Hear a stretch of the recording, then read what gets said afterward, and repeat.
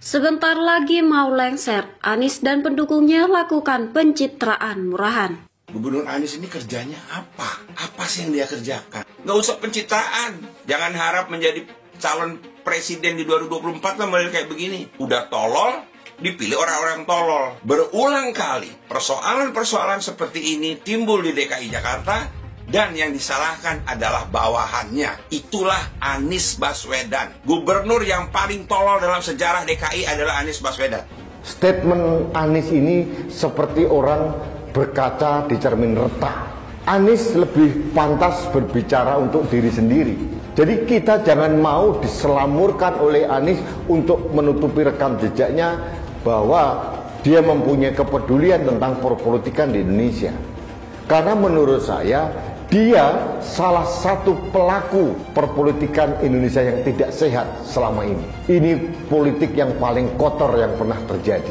Politik identitas. Dan ini dimainkan dengan orkestrasi yang sangat masif dengan konduktornya Anies Baswedan. Ini adalah efek dari sebuah kebodohan yang dipelihara. Saking bodohnya, pemimpin yang tidak pantas dipilih pun dipilih begitu saja, hanya bermodalkan sentimen agama dan kesantunan palsu yang dia tunjukkan.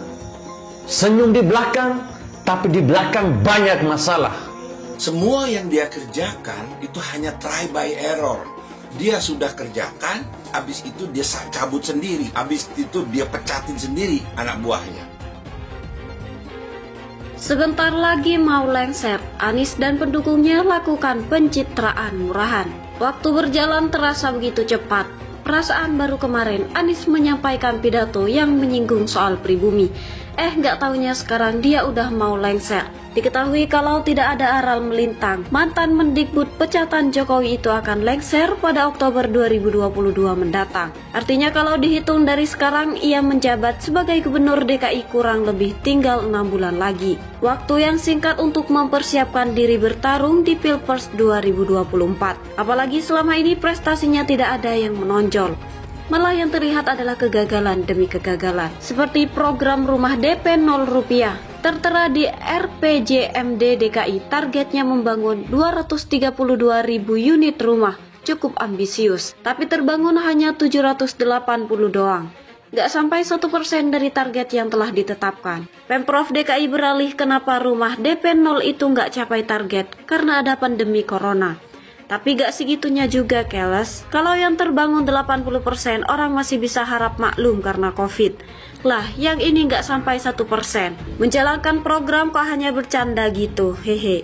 Dan yang bikin miris hati teriris, sudah gak capai target, program rumah DP 0 itu dijadikan ladang untuk memperkaya diri sendiri pula oleh anak buah Anies. Sekarang di Rut PD Sarana Jaya, Yori Cornelis Pinontoan sudah mendekam di penjara lantaran korupsi proyek rumah DP 0%. Termasuk nama mantan Wakil Ketua DPRD DKI M. Taufik juga disebut turut memberi arahan terkait pembayaran pembelian tanah untuk program rumah DP 0 di Manjul. Saat ini KPK tengah mendalami peran politisi Gerindra yang juga kakak kandung M. Sanusi itu. Jadi kalau ada pertanyaan, kenapa Taufik tiba-tiba dicopot dari kursi Wakil Ketua DPRD DKI? Bisa jadi salah satu penyebabnya karena ini namanya disebut dikorupsi proyek rumah DP 0 rupiah. Sementara program unggulan Anies yang lain oke kece, sekarang yang tersisa tinggal namanya saja. Tapi perkembangannya kita nggak tahu. Dulu saat masa kampanye beredar spanduk program oke kece itu yang bunyinya dimodalin punya bisnis, disediain tempat usaha dan dicariin pembeli. Nggak taunya itu hanya strategi untuk meraup suara doang, karena hanya bohongan. Sementara OKKC Mart beberapa sudah tutup alias tidak beroperasi lagi. Yang beroperasi memang masih ada, yakni OK Mart Al Azhar, Rawamanggung. Tapi gerai itu sudah tidak lagi menjadi bagian dari program OKKC Pemprov DKI, lantaran pengelolanya sudah nggak ada lagi.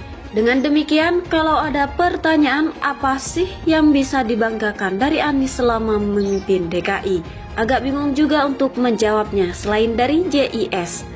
Padahal Doi pengen banget jadi capres loh. Memang perlu usaha ekstra untuk bisa bertarung di Pilpres 2024 dengan kondisi minim prestasi seperti itu. Oke lah, Anies punya modal logistik cukup besar yang didapat selama jadi gubernur DKI. Dan ormas-ormas di DKI sudah berhasil ia ambil hatinya lewat dana hibah 352 miliar. Bahkan MUI DKI sudah pasang badan untuk menjadi buzzer kepala daerah yang didukung oleh FPI itu. Tapi apakah cukup hanya dengan bermodalkan segitu bisa terpilih jadi presiden? Tidak, Ferguson. Ormas di DKI gak seberapa jumlahnya jika dibandingkan dengan ormas yang ada di seluruh Indonesia. Artinya apa? Para LSM banyak ini belum tentu mendukung Anies karena tidak kebagian dana hibah dari Pemprov DKI.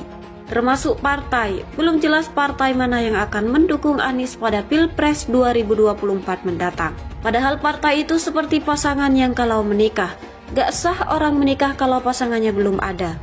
Begitupun dengan capres, gak sah disebut capres kalau belum didukung oleh partai minimal 20% kursi di DPR. Nasdem sih kabarnya yang tertarik mendukung Anies, tapi itu baru sebatas di bibir saja, karena sampai sekarang belum ada partai besutan Surya Paloh itu melakukan deklarasi dukungan secara resmi kepada Anies. Di samping itu, perolehan suaranya hanya 9,05%, masih perlu koalisi dengan partai lain. Sementara PKS masih kekeh memperjuangkan kadernya sendiri, Salim Segaf Al-Jufri sebagai capres. Entah mungkin karena tidak tahu lagi apa yang harus dilakukan, Anies pun melakukan pencitraan murahan menjelang masa jabatannya berakhir. Seperti tanpa bersalah, program mudik gratis Pemprov DKI dimanfaatkan untuk ajang kampanye. Pertama, ia ikut-ikutan membagikan hand sanitizer kepada peserta mudik, dengan harapan para pemudik tersebut akan mengira Anies orang baik dan menceritakannya kepada sanak keluarga yang ada di kampung halaman, sehingga mereka pun turut memilih Anies di Pilpres 2024 mendatang. Kedua, para pemudik memakai kaos yang bertuliskan Anies Presiden Indonesia. Memang sih TGUPP sempat ngeles itu bukan dari Pemprov DKI, tapi gak akan mungkin juga kaos itu pemudik sendiri yang buat, pasti ada yang memberi mereka.